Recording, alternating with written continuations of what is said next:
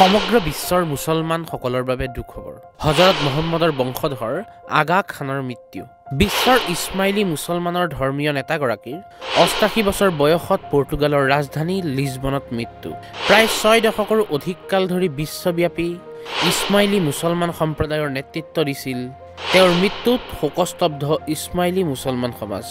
বিশ্বৰ ইছমাইলী মুছলমানসকলৰ আধ্যাত্মিক নেতা আগা খানৰ ৮৮ বছৰ বয়সত মঙলবাৰে পৰ্তুগালৰ ৰাজধানী লিছবনত মৃত্যু হয়। ৰাজকুমাৰ শ্বাহ কৰিম আল হুছেইনীয়ে হাভাৰ্ডত অধ্যয়ন কৰি ৰখা সময়তেই ২০ বছৰ বয়সত নেতৃত্ব গ্ৰহণ কৰিছিল আৰু ৬ দশকৰো অধিক কাল বিশ্বৰ ইছমাইলী মুছলমান সম্প্ৰদায়ৰ নেতৃত্ব দিছিল। আগা খান আছিল চিয়া ইছলামৰ এটা শাখা।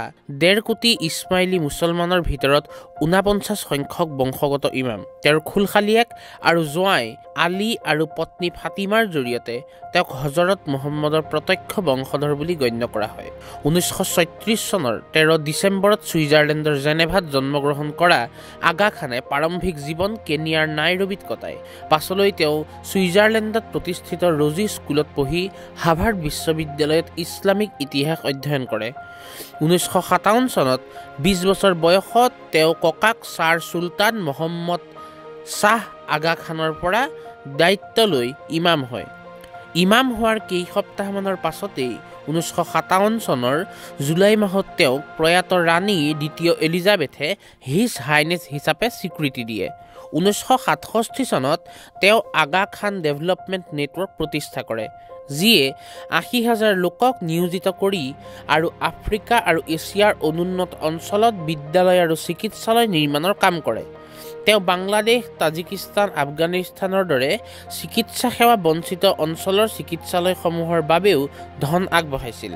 তেওঁৰ নেতৃত্বত আগা খান ট্ৰাষ্ট ফৰ কালচাৰে হায়দৰাবাদৰ কুতুব শ্বাহী সমাধি কমপ্লেক্স আৰু দিল্লীৰ হুমায়ুনৰ সমাধিকে ধৰি কেইবাটাও গুৰুত্বপূৰ্ণ প্ৰকল্প পুনৰুদ্ধাৰৰ বাবে ধন আগবঢ়ায়। ইউগাণ্ডাত তেওঁৰ এটা ঔষধ কোম্পানী, এটা বেংক আৰু এটা মাছৰ জালৰ কাৰখানা আছিল। ইয়াৰ উপৰিও তেওঁ এটা সন্মানীয় স্থাপত্য বঁটা লাভ কৰে আৰু MIC আৰু হাভাৰ্ডত ইছলামিক আৰ্কিটেক্সাৰৰ বাবে কাৰ্যসূচী স্থাপন কৰে। পৰিয়ালৰ উত্তৰাধিকাৰী হিচাপে তেওঁ পৰ্যটন আৰু ৰিয়েল এষ্টেটৰ বিশাল সম্পত্তি গঢ়ি তুলিছিল।